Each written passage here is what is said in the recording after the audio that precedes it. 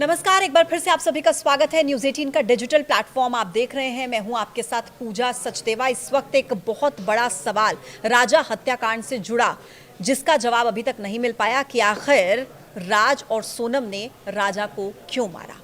लगातार परिवार के लोग भी यही सवाल पूछ रहे हैं, लेकिन इस बीच हर रोज नए नए खुलासे हो रहे हैं। आज इस पर विस्तार से हम चर्चा करेंगे। मेरे साथ मेरे वरिष्ठ सहयोगी अंकुर त्यागी इस वक्त मौजूद है।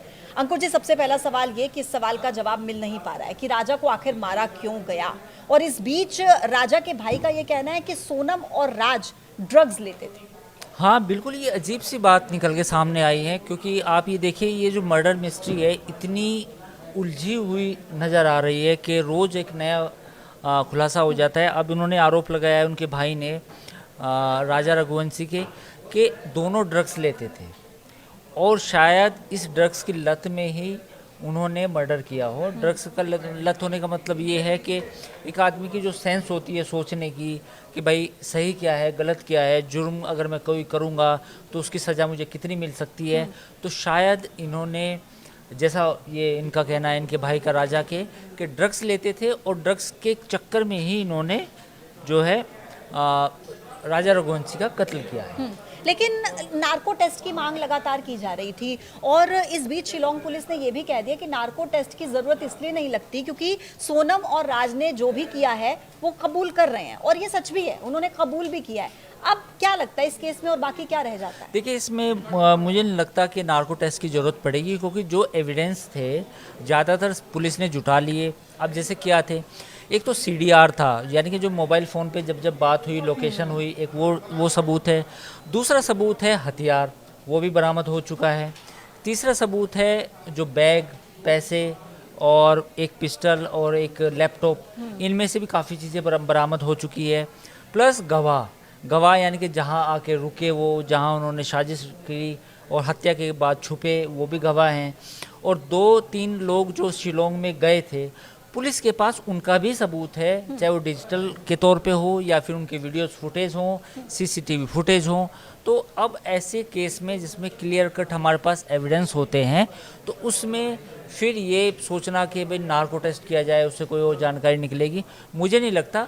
पर्याप्त सबूत हैं, अगर अदालत में भी पेश किए जाएंगे तो इन सबूतों के आधार पे केस आगे बढ़ सकता है, उसमें कोई दिक्कत नहीं है। ठीक है, लेकिन इस पूरे केस में एक बात जो मुझे पर्सनली बहुत अजीब सी लगती है वो ये है कि आपने देखा कि सोनम का साथ देने के लिए जो लोग सामने आए, एक प्रॉपर्टी डीलर शिलोम जेम्स का नाम उसमें है, और बाकी आरोपी भी हैं, विशाल आनंद, और अलग अलग आरोपियों के जो नाम है जिन्होंने साथ दिया सोनम का। सोनम की उम्र बहुत कोई ज्यादा नहीं है।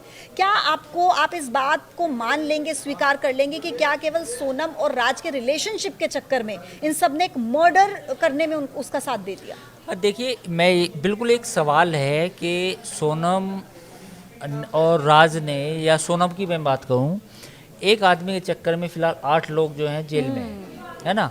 ये अजीब सही कहानी है। और इसमें जो आपने कहा कि देखिए, मुझे लगता है कि जो शिलोम जेम्स हैं और देवेंद्र तोमर जो उनका नहीं, लोकेंद्र तोमर जो उनका नाम है, वो तो खैर एविडेंस मिटाने के आरोप में है।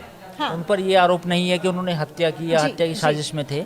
उन्होंने एविडेंस जो मिटाए और जो सबूत थे उनके साथ छेड़छाड़ की, उन पर तो उनका केस चलेगा।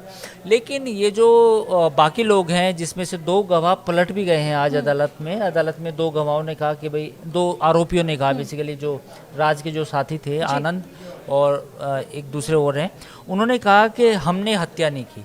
तो मुझे लगता है कि ये मामला जो लास्ट में आके टिकेगा उस राज और सोनम के ऊपर ही टिकेगा।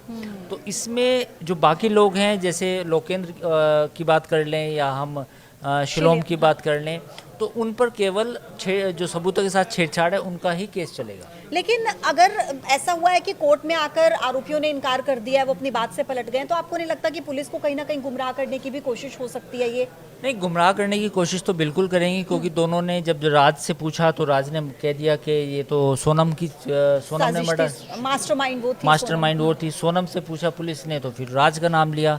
फिर पुलिस ने दोनों को आमने सामने बैठाया। आमने सामने बैठाने पे फिर पुलिस के सामने सच्चाई और सामने आई। तो ये तो बचने के लिए दोनों करेंगे, इसमें कोई दो राय नहीं है। तो लेकिन मुझे लगता है कि इसमें जो मुख्य आरोपी बनाए जाएंगे वो राज और सोनम ही बनाए जाएंगे, और बाकी जो है वो साजिश में साथ देना, मर्डर की प्लानिंग में साथ देना, सबूतों के साथ छेड़छाड़ करना, बाकी लोगों के जो खिलाफ केस होगा वो इस तरह चलेगा। और क्या इसके पीछे कारण, आप इस बात को स्वीकार करते हैं कि सोनम और राज, जैसा कि वो कहते हैं कि हम एक दूसरे से प्यार करते थे, इस वजह से राजा को मार दिया? हाँ बिल्कुल, अभी मोटिव तो यही नज़र आ रहा है, इसके अलावा कोई मोटिव नहीं है। क्योंकि कोई भी थ्योरी आप देखिए, एक थ्योरी होती पैसे की कोई थ्योरी सामने नहीं आई। एक प्रॉपर्टी हो सकता था कि क्या कोई प्रॉपर्टी के चक्कर में मारा गया। तो जब भी कत्ल किया जाता है तो एक अदालत भी जानने की कोशिश करती है कि मोटिव क्या था जी, यानी कि मकसद क्या था। अब इस पूरे जो भी हत्याकांड हुआ इसमें मकसद सामने सिर्फ और सिर्फ ये नज़र आ रहा है कि राजा बीच में, इन दोनों के बीच में आ गए थे, जिसलिए उनको रास्ते से हटाना मोटिव था। ठीक। पैसा नहीं आया सामने, कोई प्रॉपर्टी का चक्कर नहीं आया, कोई लेन देन नहीं आया, कोई किसी और तरीका कोई ब्लैकमेलिंग या एक्सटॉर्शन सामने नहीं आया।